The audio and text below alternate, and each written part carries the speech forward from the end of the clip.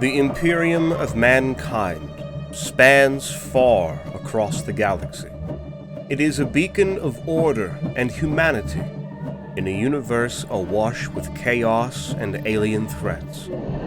Despite its size and might, the Imperium is plagued by dangers from within as well as without its boundaries, and as a result, it exists in a state of perpetual war.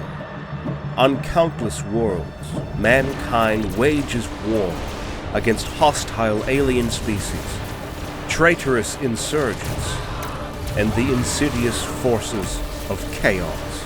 This is a galaxy where nobility and savagery walk hand in hand, and death is often the price of existence. In the Imperium, there are many specialized agents and organizations designed to safeguard mankind from its myriad of threats. One such group is the Assassins of the Imperium, or the Officio Assassinorum. These deadly killers are the Emperor's hidden hand, working from the shadows to eliminate threats in special operations, or foes that cannot be faced in open warfare. As enigmatic as they are lethal, these assassins are among the most feared operatives in the galaxy. They are able to change the fate of an entire world with a single well-placed shot. They are a force in the shadows that keeps everything in check, and the silent blade that cuts down problematic individuals before they can develop into large-scale threats.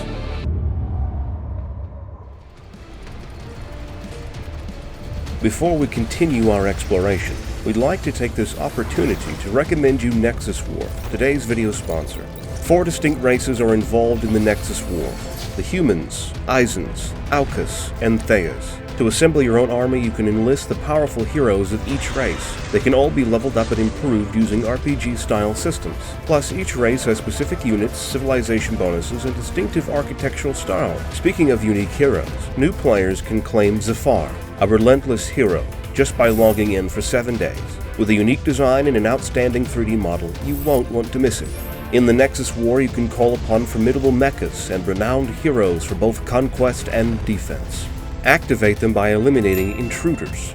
Level up your mechas in combat, and then use an RPG-style talent tree and skill system to enhance their skills. Alliances with millions of players from throughout the galaxy are possible in Nexus War, and real-time strategic fights can be created with your friends. Taking Siege of Eons as an example, 2 Alliance engage in massive 30 versus 30 battles. In this vast open world, you will embark on new journeys to level up and get special rewards. Enjoy the excitement that the expansive map of Nexus War offers. Enjoy Nexus War today for free using the link in the description or by scanning the QR code if you are on PC to get extra bonuses. The first 100 people to use the gift code on the screen will get over $100 worth of rewards. Additionally, don't forget to check out the Halloween event Phantom Fiesta to be able to get even more extra bonuses. Thanks to Nexus War for sponsoring this video. Download for free.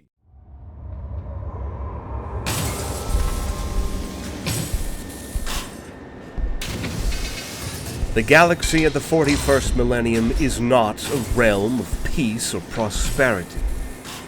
It is a theater of endless war and struggle. It is a brutal dystopian reality, characterized by the loss of knowledge, rampant superstition, and the brutal suppression of humanity's potential in favor of survival. The Imperium itself is a harsh, totalitarian regime that operates out of necessity. Its rule underpinned by religious fanaticism, militarization, and the uncompromising will to endure. Given its astronomical extent, the Imperium of mankind often struggles to maintain control and effectively govern its vast number of worlds. The Imperium is more of a loosely connected patchwork of semi-autonomous worlds than it is a centrally controlled empire. The expanse of space and the unpredictability of warp travel can isolate planetary governors who have been chosen to rule specific planets in the Emperor's name. This situation leads to fluctuating levels of control, oversight, and loyalty among the governed worlds. Because of this, many planets frequently experience internal conflict, heresy, or full-blown rebellion. Others succumb to the pernicious tendrils of chaos, the insatiable hunger of alien invaders, or the deterioration of societal order. Such chaos can take on various forms, from the emergence of secessionist groups and cults to the tainted local government brought on by the destructive forces of chaos. While the Imperium's vast and varied military forces, such as the Astra Militarum, the Adeptus Sororitas, and the Adeptus Astartes, strive to maintain order and punish rebellious elements, they are spread thin across the vast expanse of the galaxy. Despite their valor and their might, they cannot be everywhere at once. So in response to the turbulent and precarious nature of its control over countless worlds, the Imperium founded one of its most covert and deadly organizations, the Officio Assassinorum. This clandestine institution was born out of the necessity to preserve order and maintain loyalty in the sprawling domain that extended further and further across the galaxy during the Great Crusade. To achieve this, the Officio Assassinorum aims to bring the Emperor's justice to wherever it is needed. This includes eliminating treacherous planetary governors, heretical cult leaders, rebellious military commanders, and other important figures whose actions, if left unchecked, could cause widespread instability or even cost the Imperium control over an entire world. With a few exceptions, once a potential agent has been targeted for recruitment, the future assassin is taken from Forge Worlds, Death Worlds, a feral society, or elsewhere, leaving his former life behind to begin training to become one of the instruments to carry the Emperor's will. These individuals are often orphans that are taken by the Imperium. They are cared for and educated, and set on a long and strict training regimen, alongside the other youths that are also set to become servants of the Emperor. Most of the recruited men and women begin training to be in the ranks of the Militarum Tempestus Troopers, Commissars, or even Inquisitors, where the candidates are fit. But those who are deemed as potential true killers and proper agents of the Imperium are taken by shadowy figures, only to never be seen again by their peers. Not all of them may become assassins, however, as the trainees must pass a series of extremely tough physical and mental challenges that last for years. But the ones that do manage to survive become lethal weapons, able to perform and react effectively under any circumstance. Even when an assassin has successfully completed the training, they can only be sanctioned to be released from the galaxy to hunt down their victims when a petition has been made to the High Lords of Terra themselves, and only after a 2/3 majority vote comes to pass. Such is the delicate nature of dispatching an agent of the Officio Assassinorum. It only serves to highlight how highly skilled and remarkable these assassins are, that the highest senior members of the Imperium of mankind must devote their attention to the deployment of a single individual on a sanctioned mission. Wherever the Emperor's will needs to be made abundantly clear, the terror and destruction caused by an Eversor assassin will be enough to quell any unrest or neutralize a rising rebel emergence on the planet. A Vindicare sniper will put a single bullet in the head of a heretic prophet or corrupt governor. If a psyker dares to challenge the Imperium or dwell into the warp with suspicious intentions, a fearsome Culexus assassin will be sent to hunt them down, beings that have no soul, but a void in its place. If a traitor or dark messiah needs to be taken care of with the most extreme subtlety, then a Callidus assassin will do the job, being able to shapeshift its form to be undetectable until the kill is done.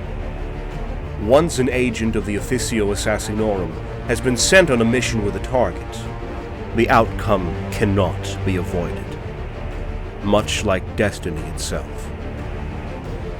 We will start our exploration of these extremely efficient agents of the Imperium with a lore overview into the Vindicare assassins.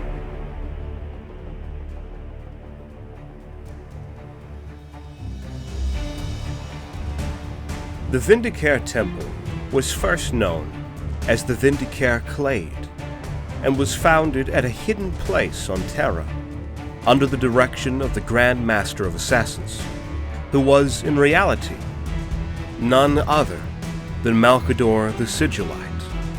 As was the case with all of the other assassin clans, the temple was given the mission of eliminating anyone who stood in the way of the establishment of the Imperium of Man, and the will of the Emperor of Mankind.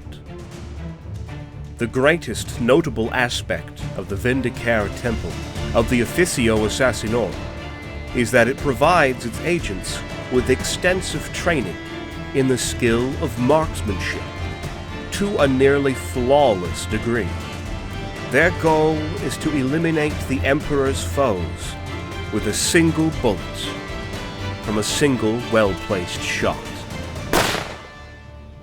The training of a Vindicare assassin includes surviving under the harshest conditions, being starved with limited food and air for days at a time.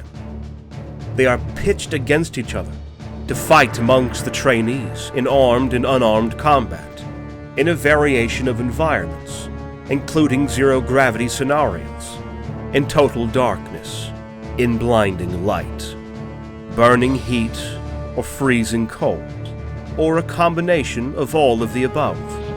Even before reaching Terra, they are put through these trials. Many aspirants die in the process, so much that it is commonly agreed that only 1/10 of aspirants make it through.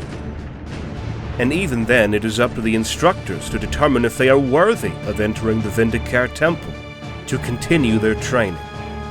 There have been times when none of the aspirants make it through. Such is the strict and punishing training regimens that these individuals must go through. Initiates must survive psychic attacks, different doses of dangerous poisons, aggressive hypnosis, psycho-indoctrination. They must master their tolerance of pain, and of course, study entire tomes of information about the Imperium of Man to understand the battlefield in which they will be hunting, if they happen to survive, and become agents of the Officio Assassinorum. They are subjected to intense psychological conditioning to eliminate any sense of self, fear, or hesitation. The candidates are instilled with absolute loyalty to the Emperor, and are programmed to carry out their orders without question. In essence, they are tested and taken to their utmost limits. The process is painstaking and relentless. designed to forge individuals into peerless instruments of the Emperor's will.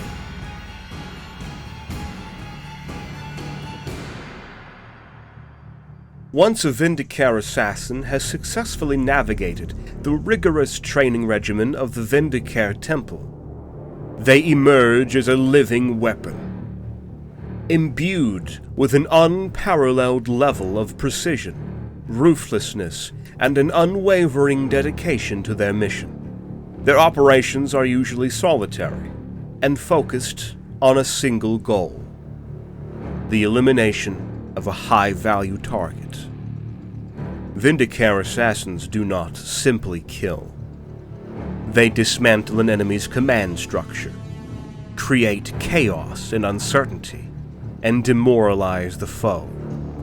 The targets are often powerful figures, such as enemy generals, alien warlords, rogue psychers, or dangerous heretics, whose removal can shift the tide of an entire conflict and change the fate of an entire planet. Vindicare assassins are experts in stealth and infiltration. They can blend into any environment, become virtually invisible, waiting patiently for the perfect moment to strike. They are capable of remaining motionless for days on end in harsh conditions, waiting for the perfect shot. To do this, they meditate on the immortal glory of the Emperor, and that can slow down their metabolism to enter a state of near hibernation, while being able to come back to full awareness and total focus thanks to subliminal triggers they learn to master. The Vindicare Temple has been given a kill order to take out the predatory Dark Eldar pilot known as the Sky Knife. Knowing that to enter Camera would be to court almost certain failure, the Vindicare assassin, Djedris Garamak, determines the site of a previous sighting of the Sky Knife's razor-wing jet fighter. He mounts his vigil in the eye socket of the Threndian Colossus, subsisting on moss and the raw flesh of the birds that use the statue as its nest, whilst never taking his eyes from the sky. The assassin waits there patiently. He waits there for 6 years. His vigil is finally rewarded when the Sky Knife appears from mid-air in a flash of azure light. Within a half-second of its appearance, Garamak puts a turbo-penetrator round into the cockpit, killing the pilot instantly. His mission accomplished.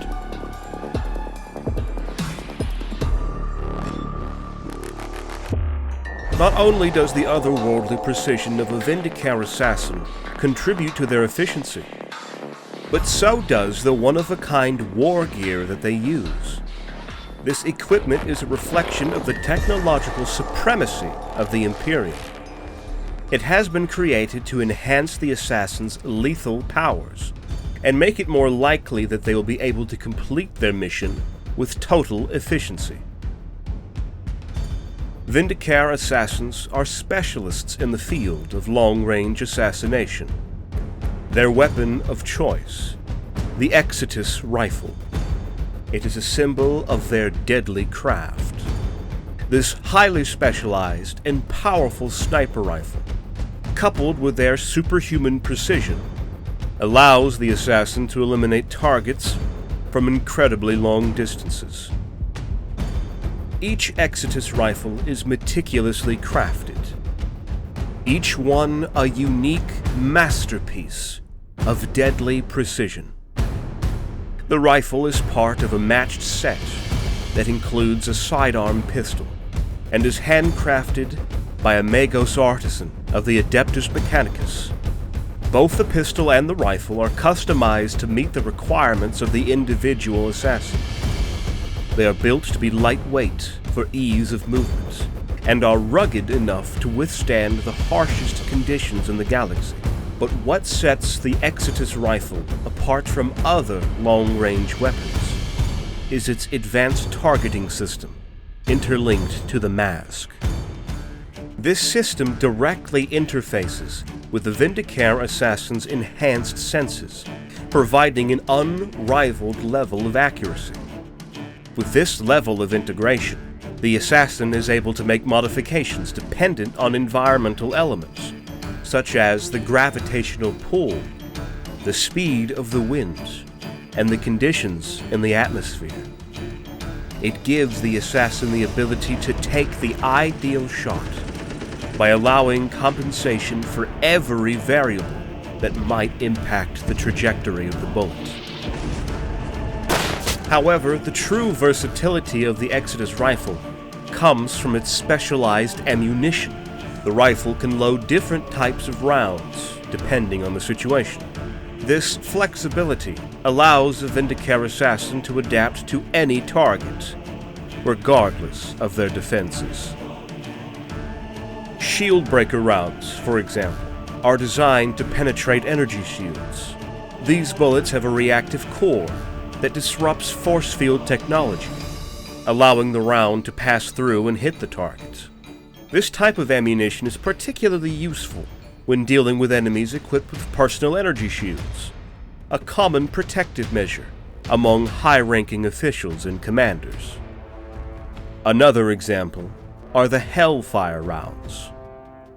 These contain a lethal cocktail of potent toxins. Even a non-fatal hit can be deadly, as the toxins rapidly spread throughout the target's body, causing intense pain, paralysis, and ultimately, death. This type of ammunition is particularly effective against targets with high resilience or regenerative abilities, ensuring a kill that brute force might not accomplish. Then, there are the turbo-penetrator rounds. These are designed to break through even the most robust physical protections. These are segmented cylinders, and the tip of each segment contains a concentrated melt-a-charge that is activated by a staggered detonation. Famously, the Vindicare assassin, Jutos Markov, used a shell like this to shoot the renegade by the name of Velvian Thrisp, who was known for being extremely paranoid, and always took extra precautions to protect himself. Not only did the lethal bullet go through the hull of Velvian's flagship, but it also went through the adamantium hide of the customized Land Raider in which the target was hiding, killing the renegade on the spot. Moving on, there is more equipment that the Vindicare assassin has at his disposal. In situations where the Exodus rifle might be impractical, Vindicare assassins utilize the Exodus pistol. This compact yet deadly sidearm is capable of firing the same specialized ammunition as its rifle counterpart, allowing an assassin to maintain their lethality in close-quarters combat. The Exodus pistol's design focuses on combat efficiency. It's lightweight and small enough to be easily concealed, but robust enough to withstand the harshest conditions. It's often used in situations where stealth is paramount, as its compact size and quiet discharge allow for a more covert operation, but also when new threats emerge or a position has been compromised and the assassin needs to move quickly. The stealth suit, which is worn by Vindicare assassins, is made out of a material that is not only lightweight, but also flexible and resilient. It affords the wearer some measure of defense against both external and internal threats. Each suit is tailor-made to the assassin's body, and it is built to provide mobility and comfort in a wide variety of situations. From the bone-chilling cold of an ice world to the blistering heat of a desert planet. Also, it incorporates a camellia-line-laced material, a rare, adaptive component that changes its color and pattern to match the surrounding environment. This way, an assassin can move unseen, evading detection as they infiltrate enemy lines. They can position themselves with a perfect shot or quietly extract after a mission. The spy mask is also a crucial piece of a Vindicare assassin's war gear. Each spy mask is internally molded to the Vindicare agent's facial features and connect the agent's cerebellum through neural jacks. This mask is built with advanced targeting and surveillance systems, providing a suite of visual enhancements, such as thermal vision, advanced zoom functions, and communication capabilities. It links directly with an assassin's weapon, offering real-time data for more accurate shots and assisting in the identification of targets. The thermal vision it provides is useful for identifying targets in low-light conditions, and the advanced zoom functions allow the assassin to scrutinize a target or location from great distances.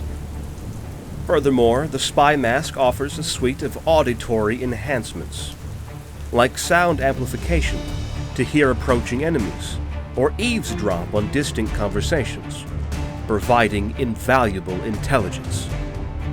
Together, these pieces of war gear truly make a Vindicare assassin one of the most feared operatives in the galaxy. Precise eradication of specific targets is a cruel necessity in a galaxy brimming with threats. And the Vindicare assassins are utterly adept at carrying out this duty.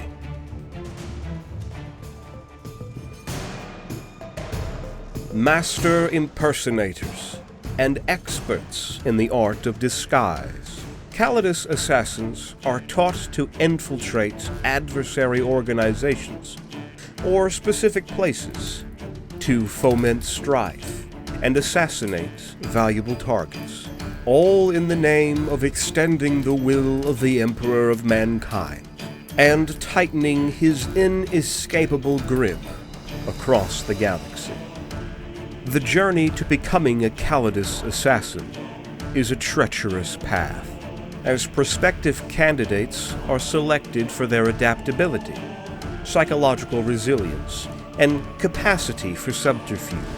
This rigorous selection process is merely the beginning of an intense and grueling training regimen that is designed to hone their physical abilities, enhance their mental strength, and instill the discipline and techniques of infiltration and impersonation to near perfection. The trainees go through innumerable tests, frequently competing against real or virtual adversaries in complex hollow simulations.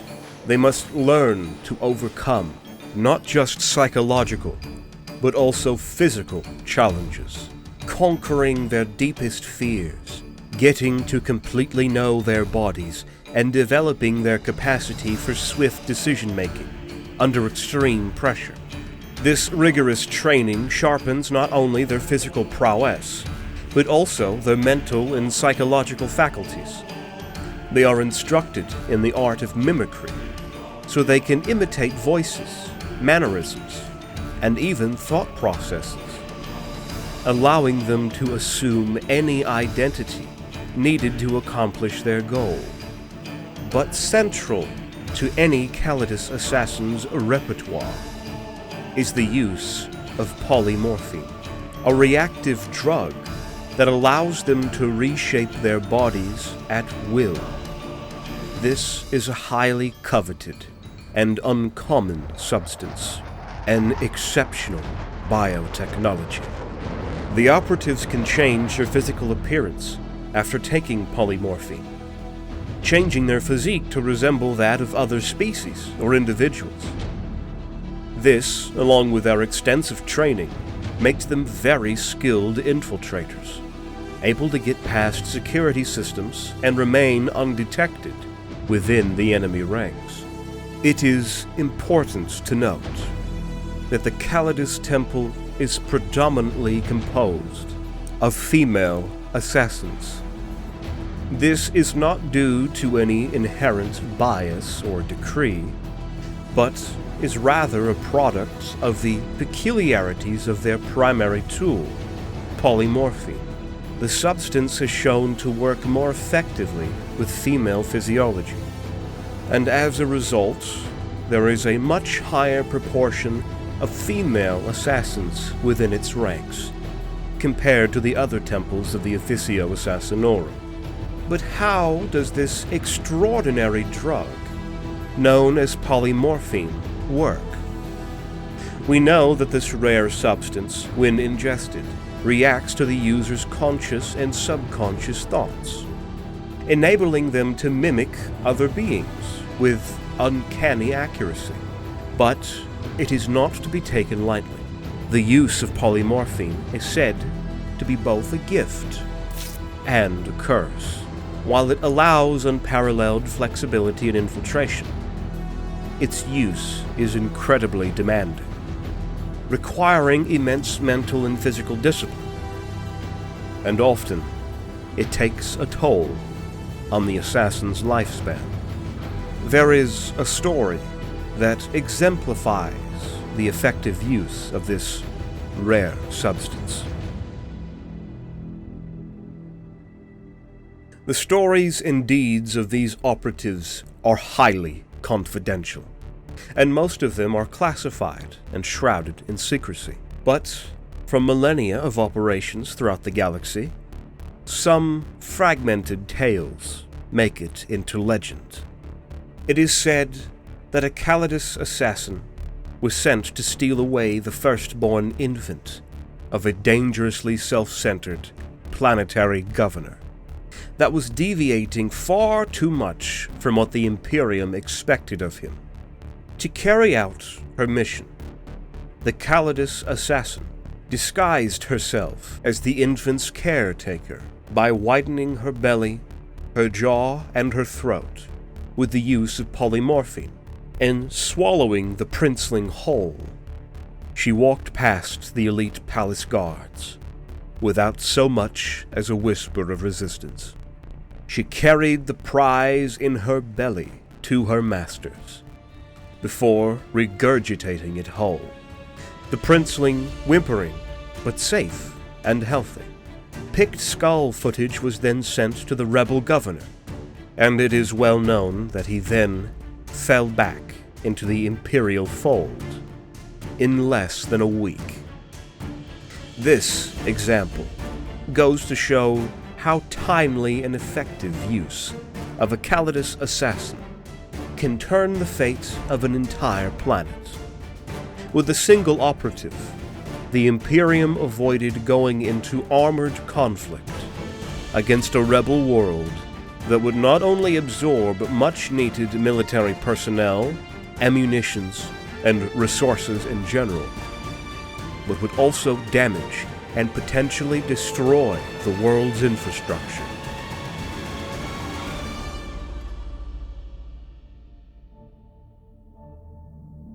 While a Callidus assassin is certainly capable of delivering a swift and lethal strike to their target, their true power often lies in their ability to infiltrate, manipulate, and sow discord among the ranks of the enemy. Assassins of the Callidus Temple are not merely impersonators, but skilled tacticians, capable of turning the structures of power against themselves. Upon infiltrating a target organization, a Callidus assassin will carefully study the power dynamics at play, identifying key individuals and their roles within the enemy army or government structure.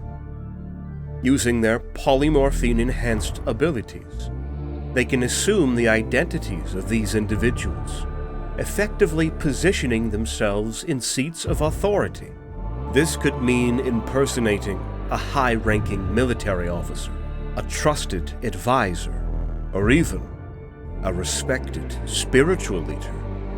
Once embedded, the assassin can manipulate the organization from within, issuing contradicting orders to sow confusion and disarray, spreading misinformation, or subtly undermining the enemy's strategic capabilities. They can create false intelligence reports to mislead them, leading them into traps or diverting their resources away from crucial battlefronts.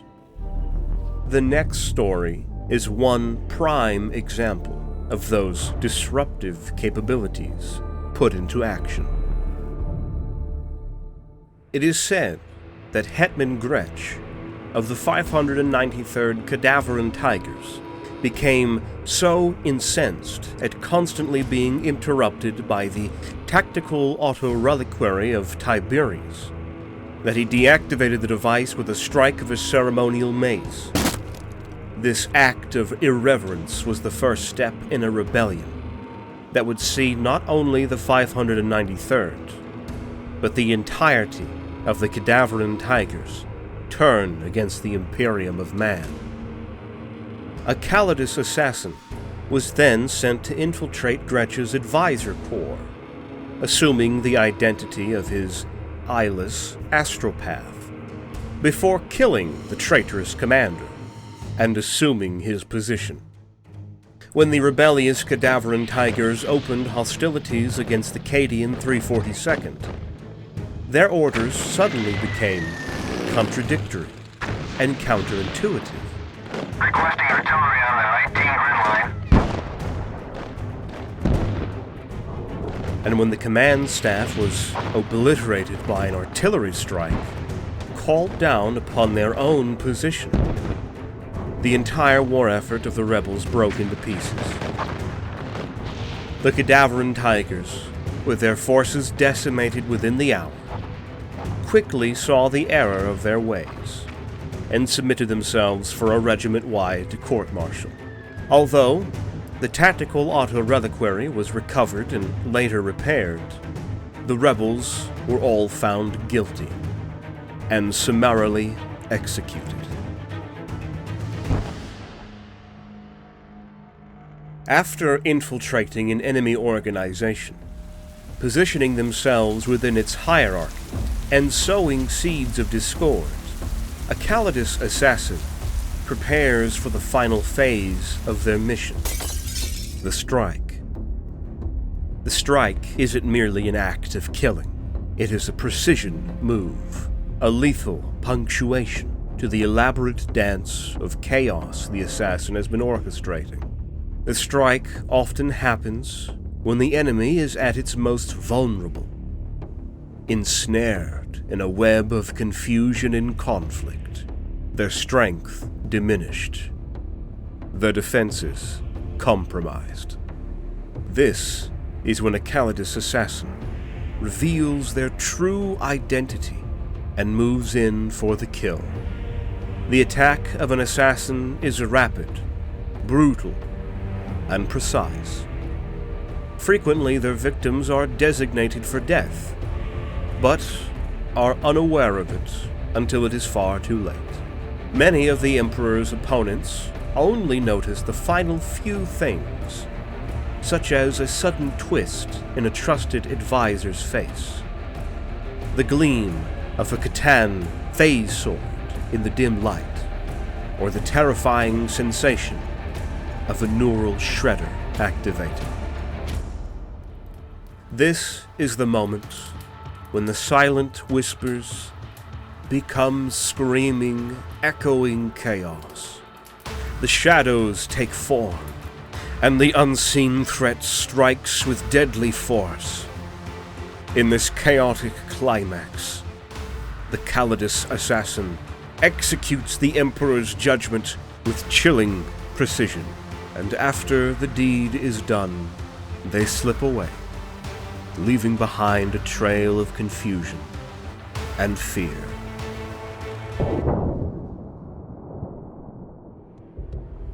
To complete their missions, the Callidus assassins are equipped with a unique and deadly array of war gear, each piece designed to augment their infiltration capabilities or add to their lethal arsenal. Apart from the exotic drug, polymorphine, which we have discussed earlier, the operators also have at their disposal their signature weapons, the Catan Phase Sword. The sword is a relic of unimaginable antiquity. This weapon is the result of excavations made millennia ago on Mars by the Adeptus Mechanicus, which unearthed various artifacts made of incredibly sophisticated alien technology.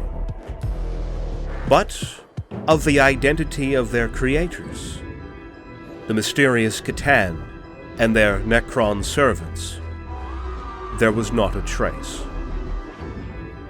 The Phase Sword's blade is unique in that it can phase in and out of real space by realigning its molecules. In this manner, the blade can effortlessly pass through any form of defense, including force fields, and even the toughest armors known to the Imperium, disrupting and severing the molecular bonds of the matter it comes into contact with. The Neural Shredder is a brutal and efficient weapon, wielded by the Callidus assassins. Even though it is a close-range weapon, when activated, it emits a blast of psychosonic energy that targets the neural pathways of the victim. When Callidus assassins are trained in the use of a variety of weaponry, their proficiency with poisoned blades is particularly noteworthy. These blades, concealed within the assassin's specialized suits, are coated with a wide array of toxins that are as diverse as they are deadly.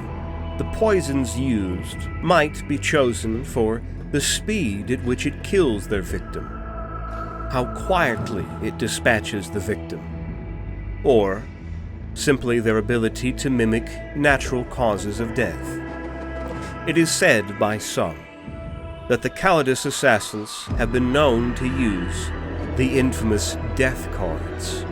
These are subtle tools used to instill terror. The operatives will often place these so-called death cards on the corpses of those they have slain, slipped between stiff, dead fingers or gritted teeth of their victims. The card would flash to life when coming into contact with living tissue.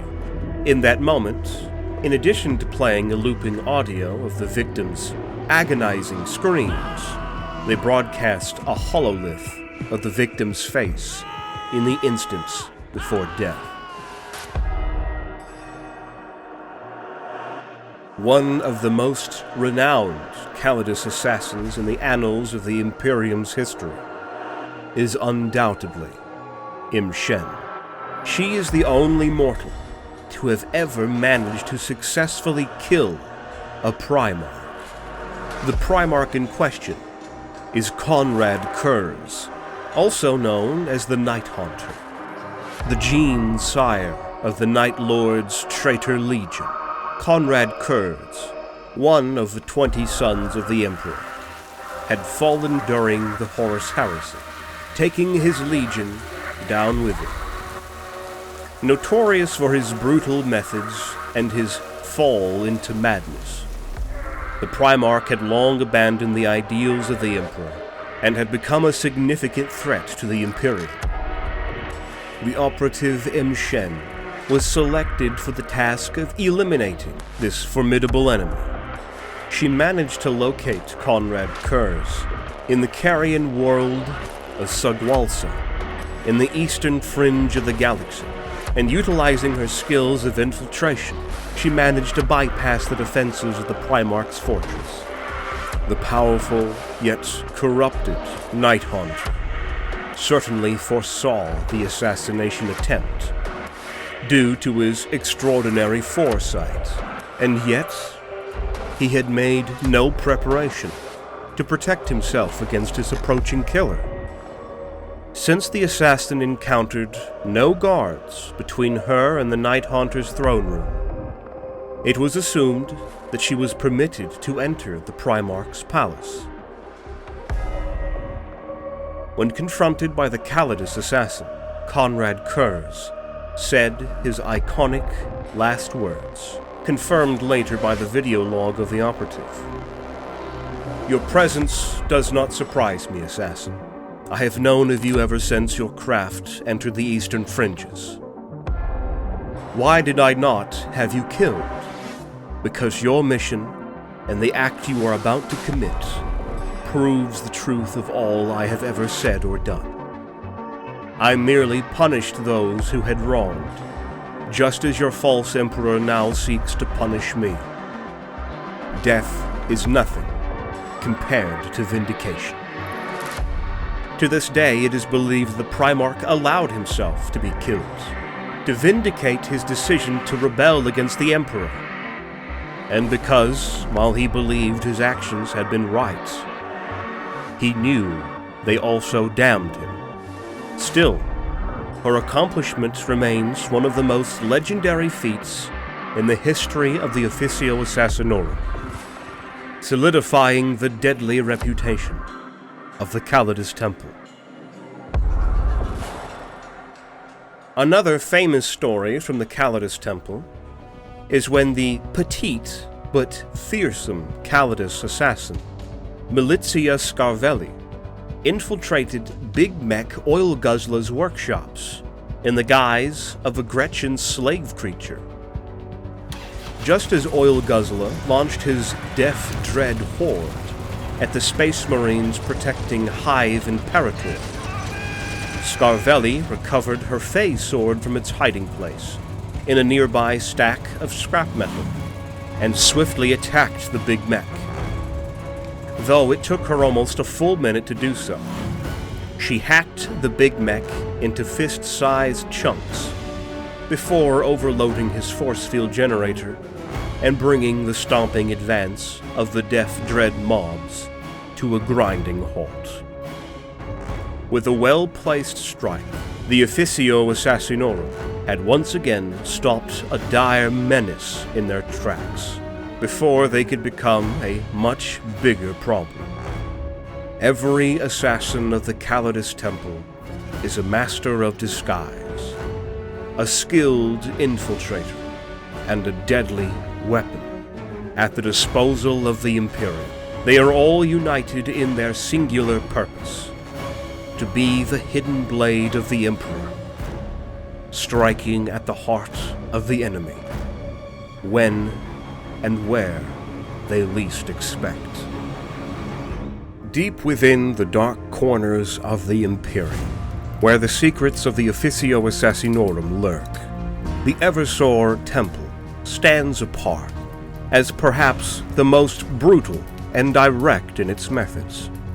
The Eversor is a maelstrom of fury unleashed upon the enemies of the Emperor, when other temples could rely on subtlety, deception, or precision. An Eversor operative is instead a whirlwind of destruction and an instrument of annihilation. They are not subtle, for when they are deployed, it is a statement of finality, a death sentence, not just for an individual, but for everyone in proximity. They are human berserkers, genetically and chemically modified to be killing machines of the highest order. Their minds and bodies have been twisted and enhanced to turn them into relentless engines of death that will not stop at anything until seeing their mission complete and their targets annihilated. When direct military operations are not feasible or too costly, the Eversor Temple of Assassins is one of a group of agents that actively works to eliminate obstacles to the progression of the ideals of the Imperium. An Eversor agent is generally dispatched into areas where the Imperium's adversaries are rife, where they may wreak extreme havoc, ripping apart enemies with a combination of close combat skills and a wide arsenal of weapons. But they are not just there to kill. They are also there to sow terror within the enemies of mankind and leave a clear message. Oppose the Imperium, and the consequences will be swift and terrible. Its mission is to cut off the head of the snake, in a display of shock and sheer power. Such brutality ensures that any renegade leaders are destroyed in one fell swoop, and that any would-be successors are left far too terrified to even try to oppose the will of the Emperor. And Eversor's reputation precedes them like a storm cloud, causing fear and panic in the ranks of the adversary, with just the sight of them. They are a dual weapon in the Emperor's arsenal, because of this psychological effect, which is just as important as their physical prowess.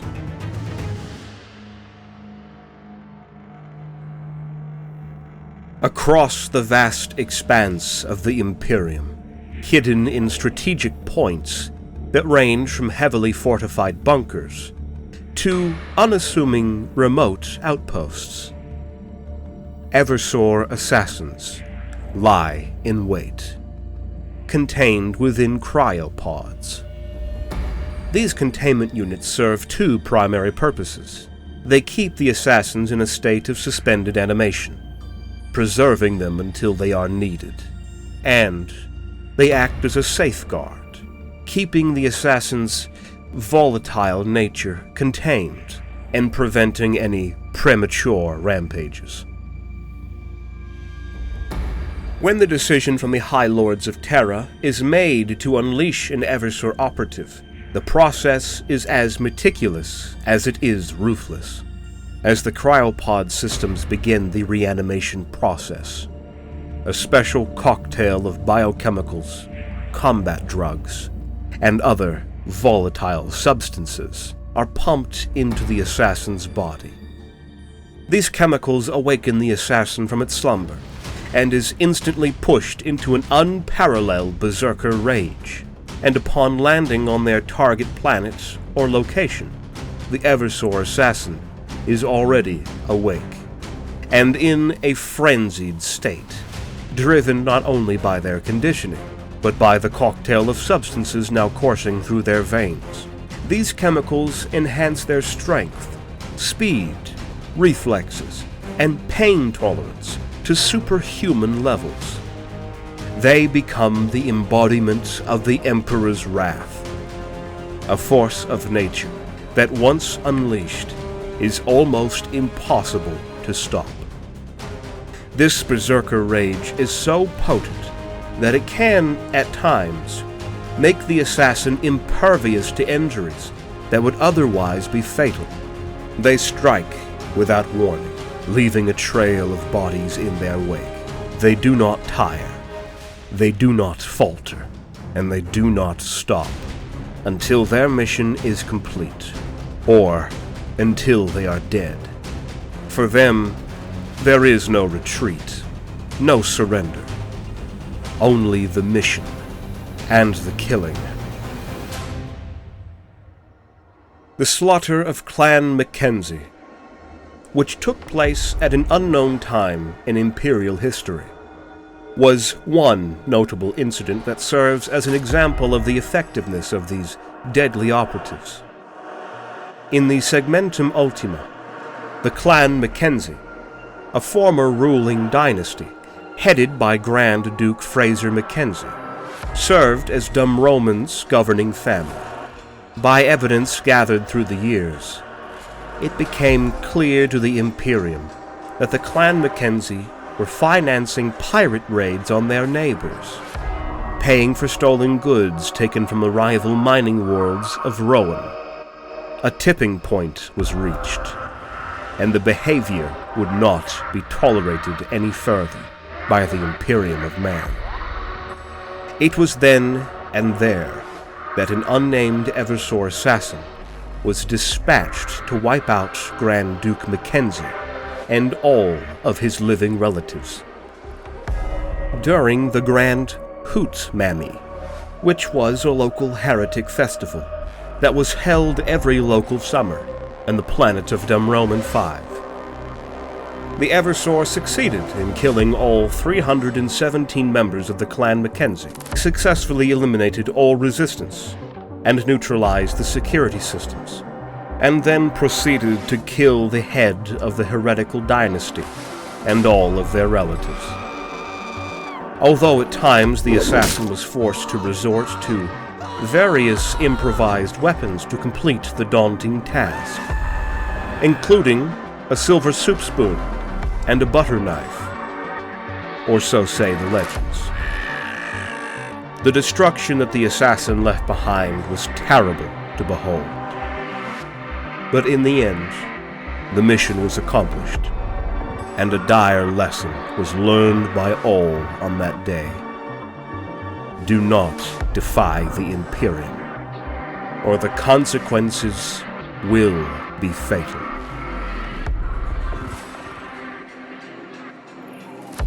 The process that molds a mere human into a fearsome Eversor assassin is one of the darkest facets of the Imperium's machinery. Candidates for the Eversor Temple are not volunteered. They are taken. Many are individuals who have displayed extreme psychopathic tendencies, or a proclivity for violence that stands out among others. Others might be prisoners of war, criminals, or those whose minds have already been broken, making them ripe for reprogramming. Once chosen, these individuals undergo an extensive series of bioengineering procedures that are conducted by the masters of the Eversor Temple and the Medicus Adepts. The bodies of the chosen are subjected to rigorous genetic modifications that amplifies their physical strength, agility, and endurance to superhuman capabilities. An Eversor assassin's immune systems are one of the first genetic modifications applied to them, so they can withstand the extreme toxicity of the battle drugs they are continually injected with. Then, their organs are replaced or enhanced. Bones are reinforced with advanced composites, and their muscles are chemically augmented. But their bodies are not the only thing that is altered. Their minds are continually molded, trained, and broken to remove all traces of their former identities, and leave only a living weapon. They have been indoctrinated to have unwavering loyalty to the Emperor and an unquenchable thirst for the blood of his foes. These procedures are often fatal, and many have died. Over the centuries, the Medicus Adepts have upgraded and optimized their procedures, so when known dangerous side effects kick in, they can be countered by glandular implants that constantly feed the necessary counteractive agents into the assassin to regulate its body. But even when they survive, their lifespans are almost always cut tragically short. But such is the price for the sheer devastation they can deliver once unleashed. As we have stated, those who do survive are forever altered. Their emotional spectrum is limited mainly to aggression and rage. The biochemicals that enhance their combat prowess also accelerate their metabolism dramatically. This means an Eversor assassin, when active, has a shorter than average lifespan. They burn brightly, but briefly, in service to the Imperium. The Imperium of Man, spanning millions of worlds across the galaxy, is an unfathomably vast bureaucratic behemoth, Communication, governance, and coordination across such a sprawling empire are not without their challenges. A number of factors can, and often do, contribute to mistakes, like the unintended deployment of 6 Eversor assassins for a single mission, later named the Cull of the Goliaths. The Abhuman Goliaths of Thugrock Secundus, a recruitment moon for the Astra Militarum, developed a blood cult that eventually grew enough that it consumed the planet's ruling caste. It was time to exterminate the heretic cult. But in an unprecedented display of miscommunication from the Imperium of mankind, no fewer than 6 Eversor assassins were dispatched to slay the leaders of the indigenous population, where most possibly only one was needed to complete the task. By the time the single surviving Eversor was recovered, not one Thugrock Goliath was left alive, and when the dire news reached the Astra Militarum, they were most displeased, and rightly so, that such a rich resource had been wasted. To this day, the event is used as a cautionary tale to illustrate the dangers of dispatching several assassins on a single mission at once. Each piece of war gear carried by an Eversor assassin is a testament to their role as the Imperium's most explosive and aggressive eliminators. From melee to ranged combat, and from subtle eliminations to overt displays of destruction, their equipment ensures they are ready for any challenge. The Nero Gauntlet is a multi-bladed glove loaded with a fatal concoction of toxins, and is one of the Eversor assassin's hallmark weapons. At the slightest touch, these toxins can penetrate the armor and flesh of their target, inducing paralysis, unbearable pain, or immediate death. Each Nero Gauntlet is crafted with precision, ensuring that the toxins are delivered with maximum efficiency. Given the Eversor's penchant for close-quarters combat, this weapon is invaluable. As the assassin weaves through enemies, a mere graze from the gauntlet can incapacitate or kill, allowing them to move on to their next target with ruthless speed. This tool exemplifies the Eversor's doctrine: fast, efficient, and utterly devastating. A versatile sidearm, the Executioner Pistol is a combination weapon that functions both as a bolt pistol and as a needle pistol. The bolt function releases explosive rounds that can tear apart targets with ease, suitable for heavily armored foes, or for making a dramatic entrance to shock enemies. The needle function, on the other hand, fires thin, dart-like projectiles filled with potent toxins. These toxins are so concentrated that even the smallest dose can prove fatal, allowing the Eversor to eliminate targets silently and without drawing attention, if that's what is required. The Executioner Pistol is tailored for adaptability, giving the assassin flexibility in choosing how they want to approach a situation, with brutal force or silent precision. The power sword of the Eversor assassin is not just a mere blade. It's an instrument of death, refined by the tech priests of the Adeptus Mechanicus, imbued with technology both arcane and deadly. The blade itself is constructed from a monomolecular edged alloy, allowing it to slice through armor and flesh with minimal resistance. This makes it deadly in its own right. However, what truly defines it as a power weapon is the energy field that envelops it. When activated, the blade hums to life, with a crackling energy sheath that disrupts any matter it comes into contact with on a molecular level.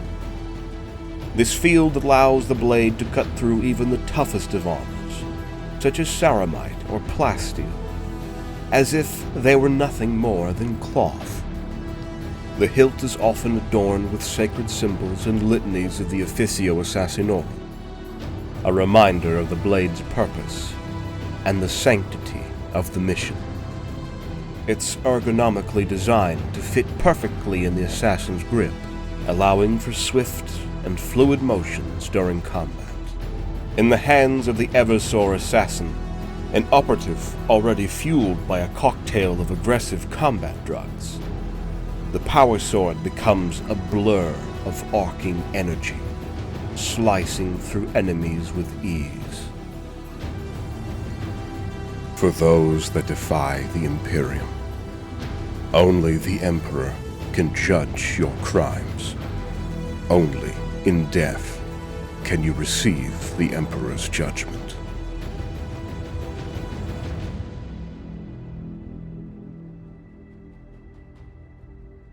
In a secluded chamber, nestled between ancient cogitators and arcane machinery, the deviant Vindicare cult had their sanctuary. This cult grew from the Adeptus Mechanicus. This clandestine group had grown obsessed, not with the machine, but with what maintained them. They venerated the very interstitial substances that kept the cogs of the universe turning. The Techno-Magi, draped in robes stained with a fusion of engine grease and sacred unguents, began their unholy ceremony. All 12 of the senior Techno-Magi gathered around a black and shimmering pool of arcane oil and declared open war upon their former brethren. But as the last of the Techno-Magi finished his proclamation, the oily pool began to churn violently. A grotesque figure, slick and black as the night, emerged. The Techno-Magi initially believed it to be a manifestation of their deity. However, this was no god, but an Eversor assassin that had been sent to slay them. His presence concealed until the most opportune moment. Chaos erupted. Blinding flashes of gunfire, the smell of ozone, and the terrified screams of the heretical Techno-Magi filled the chamber. Before they could even mount a defense, every member of the Vindicare cult was dead. Above, the dark Culexus legions, alerted to the disturbance, clashed violently with loyalist forces. Without their leaders, and in the face of the unwavering discipline of the true and loyal Mechanicus legions, they found themselves outmaneuvered and outgunned. Their rebellion was crushed as quickly as it began, thanks to the effective use of the Eversor assassin.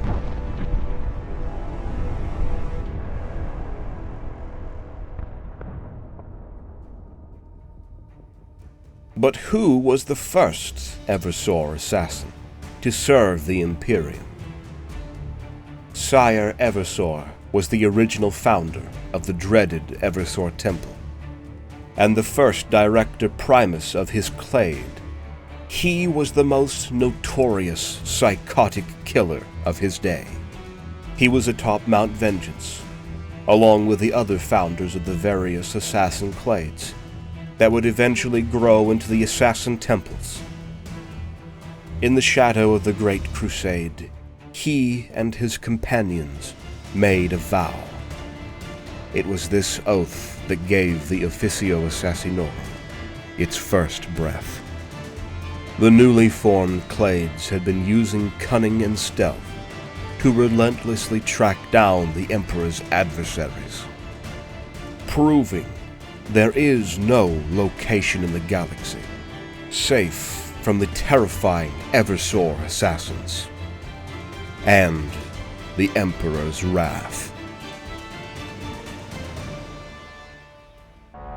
Beneath the cold, unyielding gaze of Terra's distant stars, the Officio Assassinorum brooded on a grave problem. Despite their unmatched prowess and relentless determination, operatives from the Eversor and Vindicare temples had seemingly met their match.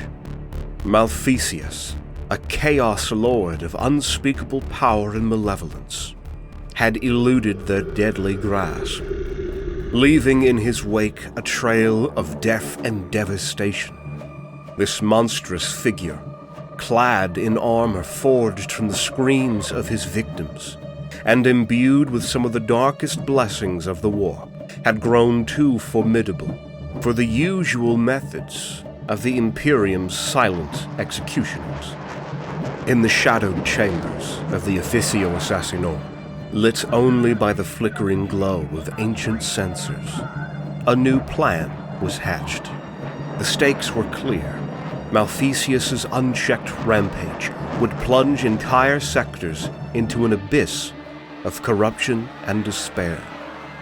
And so, with a weight of determination that could rival a black hole's pull, they turned to one of their most enigmatic and feared weapons.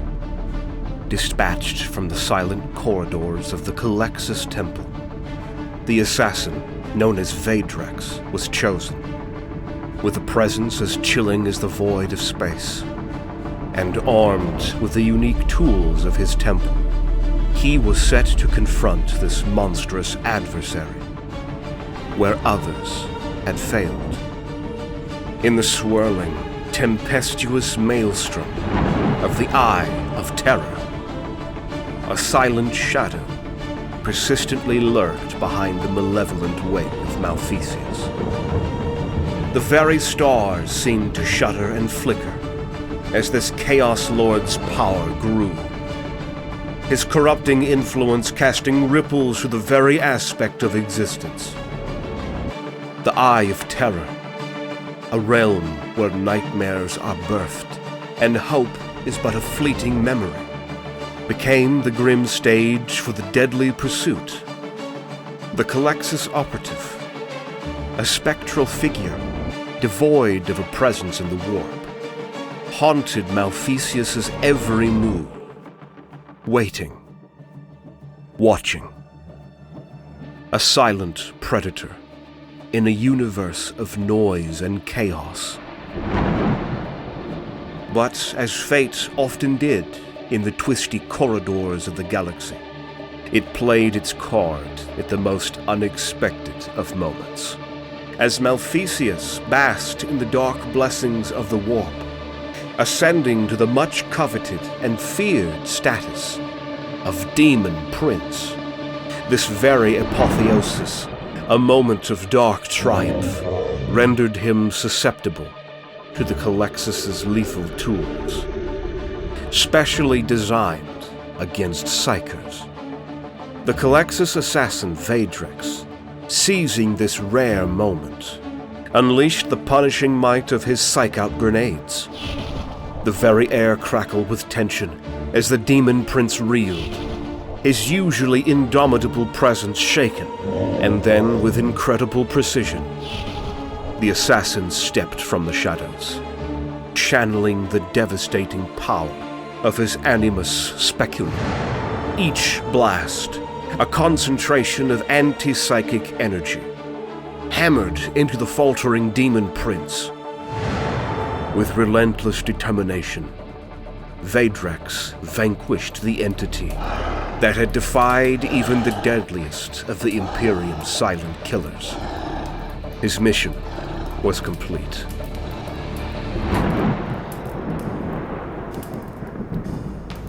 In the sprawling expanse of the grim dark future, where the warp and its malevolent inhabitants constantly threatened reality, the Imperium faces threats not just from physical foes, but also from the psychic realm.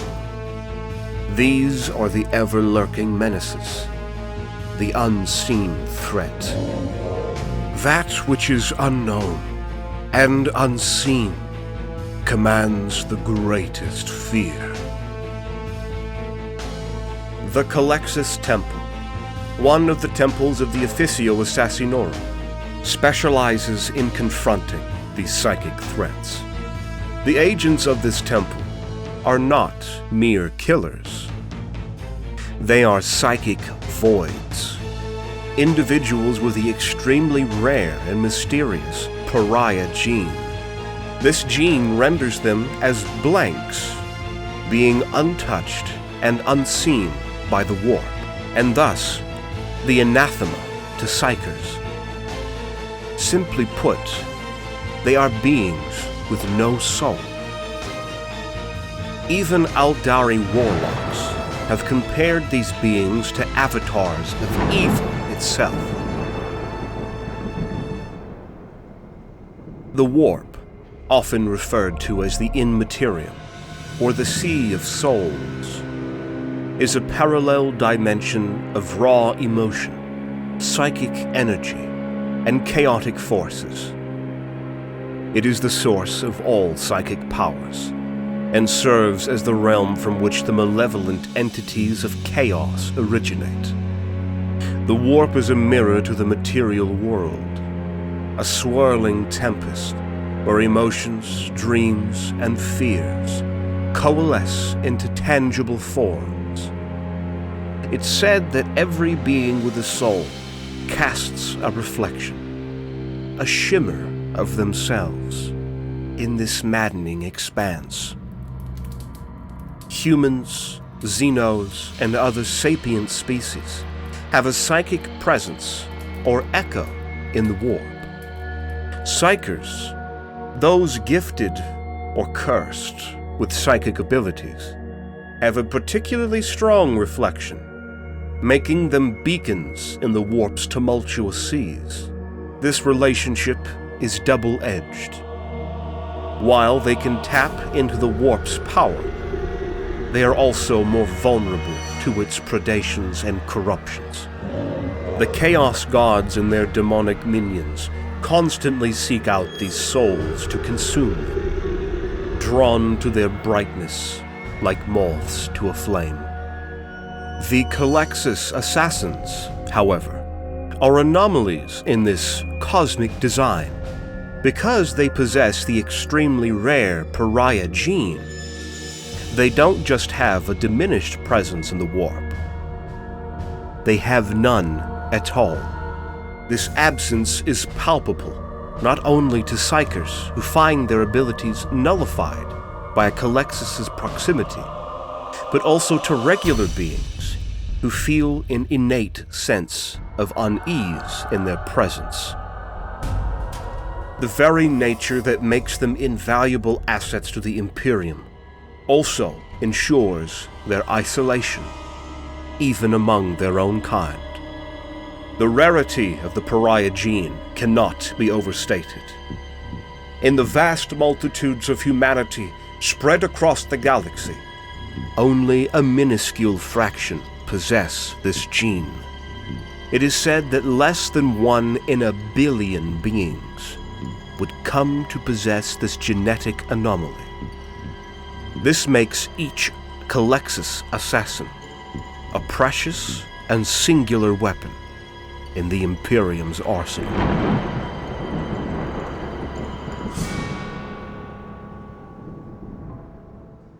The Officio Assassinorum, with its manifold temples, exists in the half-lit corners of imperial bureaucracy. These temples have ebbed and flowed in favor from the few figures that know of the existence of these organizations, and also depending on the political climate of the Imperium. The Culexus Temple, given its uncanny nature and the inherent mistrust surrounding the individuals with the pariah gene, has faced a particularly tumultuous history.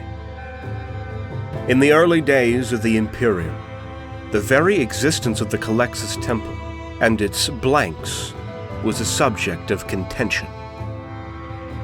During the years of the Great Crusade, the Sisters of Silence initially caught and brought a significant number of individuals with the pariah gene back to Terra.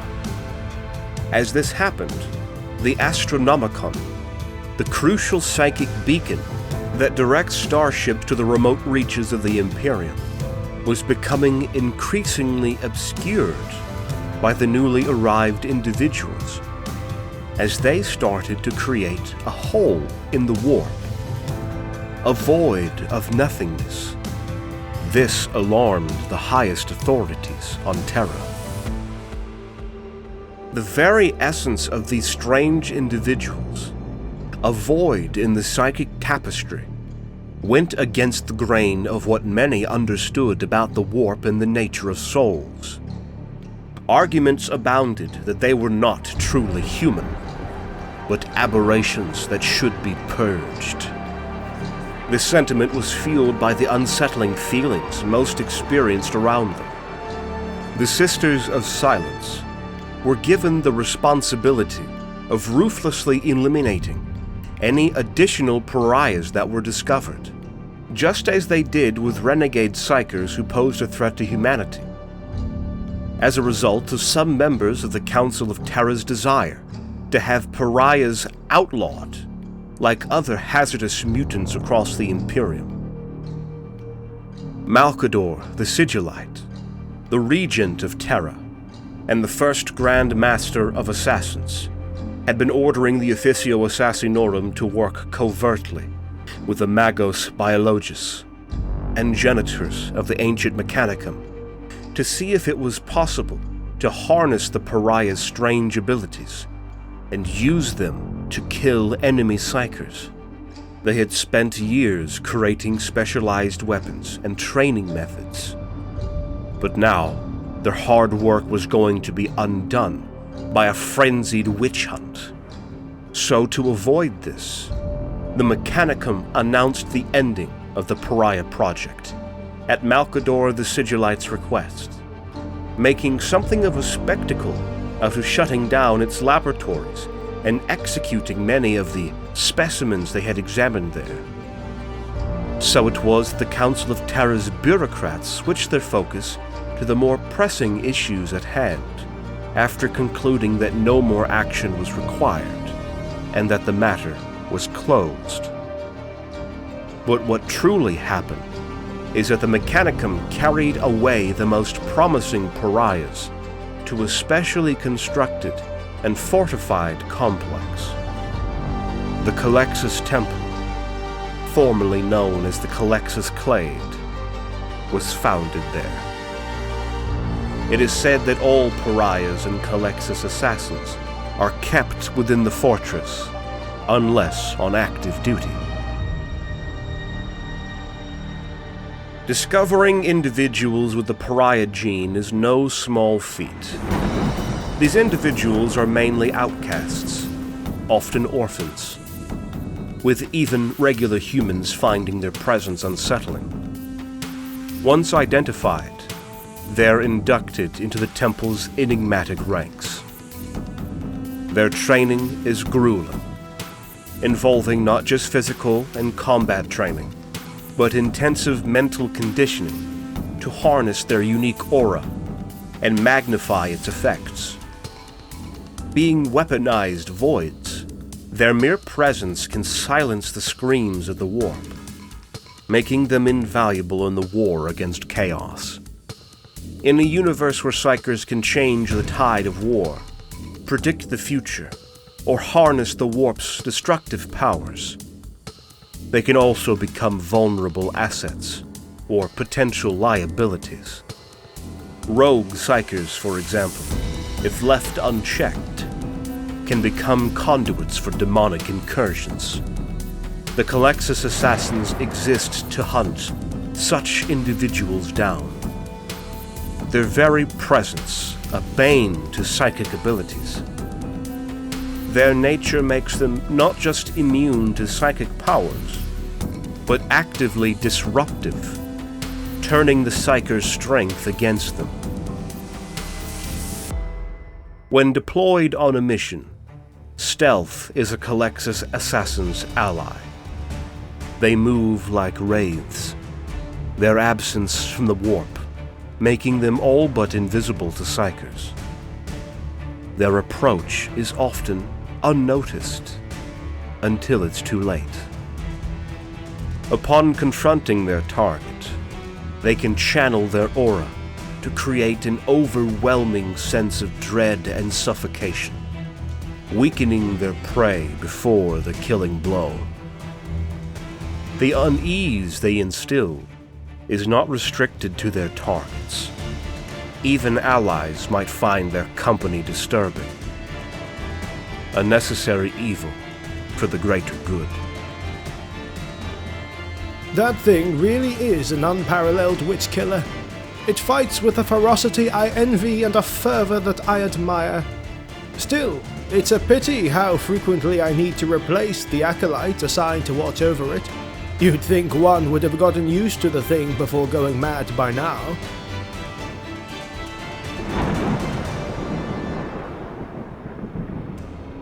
Each piece of war gear carried by the Culexus assassin is not only a testament to the technological might of the Imperium, but also its adaptability. Arguably the most iconic piece of war gear used by the Culexus assassins, the Animus Speculum, is a helmet-mounted weapon. At first glance, it seems like an eerie mask with a single cyclopean lens. This device collects psychic energy from the environment, drawing particularly from the warp emissions of psychers. Once charged, it can unleash the stored energy in a devastating blast, turning a psycher's own power against them. They also carry special Culexus grenades. These are tailored for anti-psyker operations. Upon detonation, they release a burst of null energy, momentarily creating a dead zone in the warp. Psychers caught in the blast can be rendered unconscious, or even permanently sever their connection to the warp. Built into the Culexus assassin's armor, the Imperium makes them even more resistant to psychic powers. It refracts and disperses psychic energies, ensuring that the assassin remains a blank spot in the warp. This makes the Culexus invisible to psychic perception and protects them from psychic attacks. It also enables them to shift out of phase with reality. In the vast, sprawling expanse of the Imperium, where warriors are numerous and threats lurk in every shadow, the Culexus assassin occupies a singularly unique role. It stands as an enigma within an empire of a million worlds, always ready to strike against the psychic threats that imperil the realm of mankind. In an age of darkness and uncertainty, their unyielding purpose and unmatched skills offer a glimmer of hope against the relentless tide of psychic adversaries. Within the turbulent expanse of the warp, reality weaves and wanes like the dimming flame of a candle. To gaze into the Imperium is to glimpse a sea where souls drift, lament and rage in a ceaseless dance. It is the maelstrom of creation and devastation. And yet, in this vast and tumultuous sea of souls, where emotions swirl and roar with incomprehensible might, there exists a silence, an emptiness. The Culexus assassin stands as an enigma. They are the absence where emotion cannot touch, the shadow unfelt even by the darkest entities of the Imperium. To them, the Culexus is the silent chasm in the heart of the warp's relentless scream.